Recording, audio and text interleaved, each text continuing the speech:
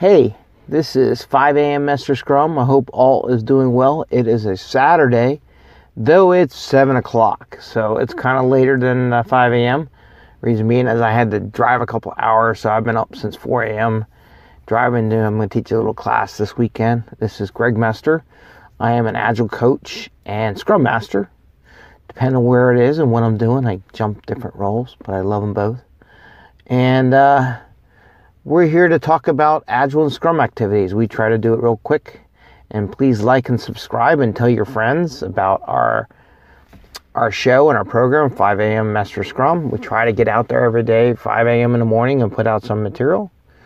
So today, I'm going to keep it short because I got to go run in, help set up the classroom and make sure everything's good and talk about Agile for 2 days, right? I'm doing it every day, but I do 2 days. So one of the things I want to talk about is a classic Agile Scrum thing, pointing and sizing of work and stories.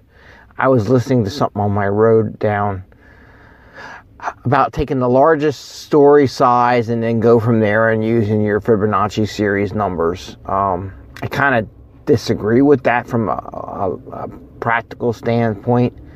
I like to, here's my take something that's they see on a regular basis, a good size story that most groups have worked before, that they would think would be an average size story.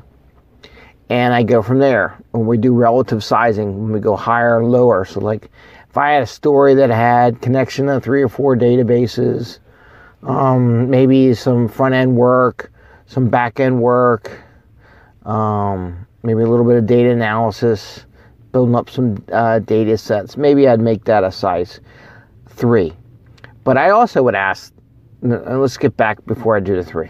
I ask teams, what do you want to pick for your average number? Because I like making it simple, right? None of this highfalutin calculations, half point, triple point, quarter point, third point, crazy stuff like that, right? So I say, hey, look, there's a 1, there's a 2, there's a 3, there's a 5, and then there's an 8, and then you can go more. I ran out of fingers, right? There's a 13. So what I typically say, what do you want to use for your average number that you averagely typically do? Typically it's a 3 or a 5. I like 3, and the reason why I picked 3, and this is what I'd recommend. I mean, every team's different, so you gotta let your teams pick. I go 3, I have a 2 and a 1, so I go smaller, and I also have a 5 and an 8, which goes bigger, and then I could do a 13, which is like super huge, right? So I like 3s.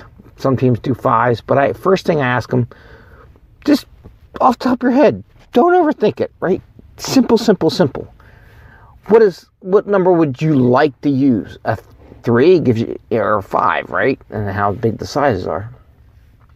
So if your average work, your normal day, let's say it's a 3. And not like I said, what I was going into.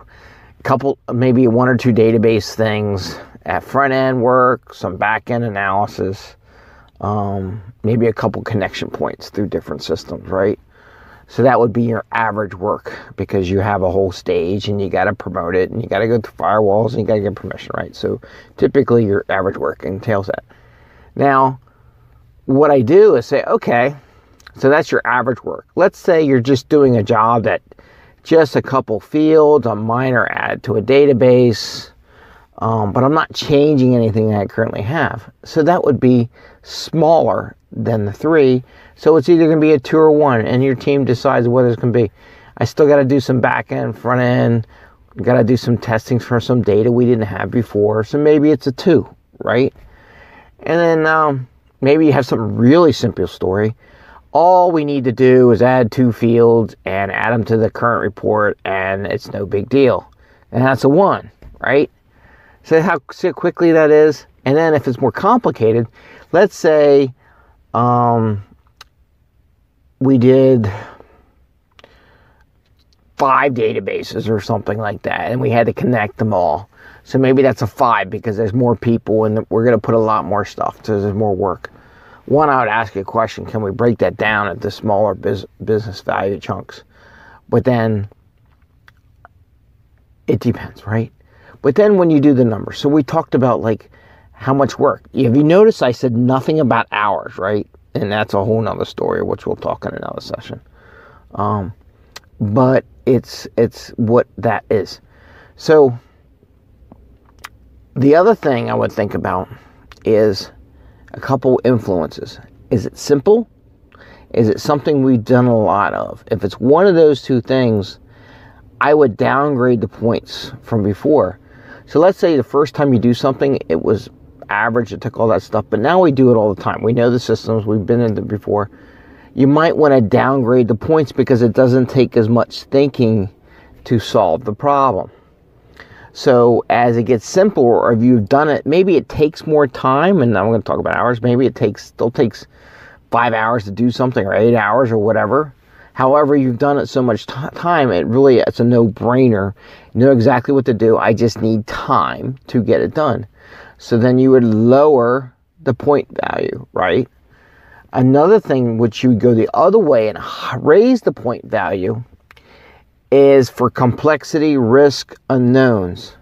So as I was demonstrating before, maybe it was just three database connections, but now I want to do 5 or 6 database connections and take this piece of data and feed it into 5 other different systems. So maybe it's more complex, so you bump up the numbers, right? But I also want to talk about risk and unknowns. Maybe they're asking you to the first time to tap into LinkedIn or Google or Facebook and collect some information, build a new API that didn't exist before, tap into a different API that you have never tapped into before, pulling data from a new place. That is risk and unknowns. When you have things you haven't done before, up the point. So if it was normally what you see, hey, we've done APIs before, we have connected, so it's normally a 3-point average story because we do it all the time. What I would say, if it's a new API, a new connection, I would bump up the points. And the reason being, is you should just do it anyhow, but you don't know what's going to come out of the system. So you're going to tinker more and do some more iterative development and try some things out that you wouldn't necessarily do with something you've done before. Plus, you got to get used to talk to more people, and it gets a little more complex, right? So you bump the points up. So that's what I want to talk about relative sizing. I don't think you should start at the top, like a 13 point, and work your way down. I think you should start at the middle and either work your way smaller or larger based on the complexity. If it's less complex, lower. If something you've done, lower. If it's more complex, higher. If it's risky or unknown, move it up. So that's just something to talk about from point sizing. And I hope you're liking it. Now the next thing, as we are here at 5amMesterScrum, and hoping you're liking and subscribing, I just wanted to talk about recruiting. I think I'm going to put a whole playlist out there for HR and recruiting from an Agile perspective, because I was just talking to one of my recruiters the other day about stuff, and we're just chatting. And I do want to help them, because I want all my Scrum Masters and Agile coaches that I know and work with to have good jobs. And I want to make sure they get where they need to be. And because there's plenty of work out there I want to share. I think everybody's good. So, and sometimes you need help, and that's why I'm doing the show. Just to coach you along as you get for new Scrum Masters and Agile coaches and just people working in Agile or interested in it. So anyway, I was talking to a recruiter. And I'm going to help them out. I'm going to do something in Philly and just build something up and put stuff on the web, and just not to make money, just to make sure everybody's working, and because, you know, everybody's win-win, right? So, you know, one of the questions I got when I was getting recruited from some people, and I knew they knew nothing about what they were talking about, is they would ask me, like, do I have a PMP, or do I have an SCM, or, you know, a CSM degree, or certification, and there might be a PSM or something like that. And I go, one, I don't think you even know what those certs are, and you're just reading off a resume, which is kind of sad, but I go with it, right? Because I'm like, if you ever looked at my resume, and people talk to me, you got a lot of letters and certs. Yeah, it was a long journey. Maybe we'll talk an episode about that, and maybe I'll do a whole video on that. But when they ask you, like if they're trying to evaluate whether someone's a good Scrum Master or a good Agile coach, and we're talking about someone asked me one time, well, tell me about Daily Scrum. Do you do Daily Scrums? I mean, like, I've been an Agile coach and a Scrum Master for 7 years. I think I've done a few Daily Scrums in my time, and I've done multiple teams. So if you take multiple teams every day, it's called a Daily Scrum. I've probably done thousands of them, right? And they're like, oh, but I don't say that, but I'm just like, okay, yeah, sure. I think a better question from an HR person, what do you like about the ceremonies? So if you're going to interview people, I think I want to educate them on the basics of the ceremonies. But they should ask questions like, well, what do you like about Daily Scrum? And let the passion of the Scrum Master, or the Agile person, developer, come out in what they see in the benefits of a Daily Scrum, why they like to do it. Because if they come out and say they don't like it to do it, they shouldn't be a Scrum Master and they shouldn't be an Agile coach. Definitely not an Agile coach, and probably not a Scrum Master. And if you want to develop an Agile, you have to communicate. That's why we have our Daily Scrum. So anyway, I think they should ask the questions more about ceremonies and what they like and what they're passionate about in Scrum, and not that I check the box. Do you do Daily Scrums? Do you do sprint planning? Do you do, PI planning? Because I know they don't know anything about that. So I just laugh. I bet I go with it. Anyway, so that's the end of our show. I'm going to wrap it up real quick. But please like and subscribe to 5amMesterScrum. I just learned that I can't do live postings from my cell phone yet. So I'm recording this, and then I'm going to post it up, and then we're going to see how it works. But I love you all, and have a great day, and have fun.